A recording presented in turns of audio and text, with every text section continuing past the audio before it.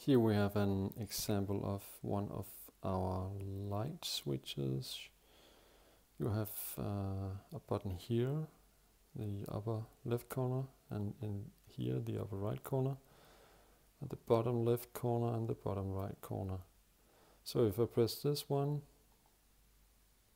there is one specific light in the room that goes off. Press it again, it goes on. And if I press this one, another light in the room goes off and on again. And if I press this one,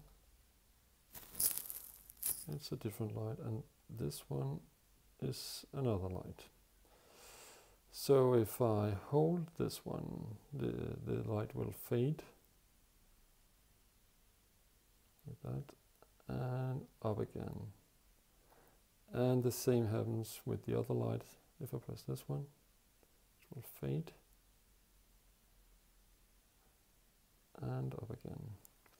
And that's how our light switches work.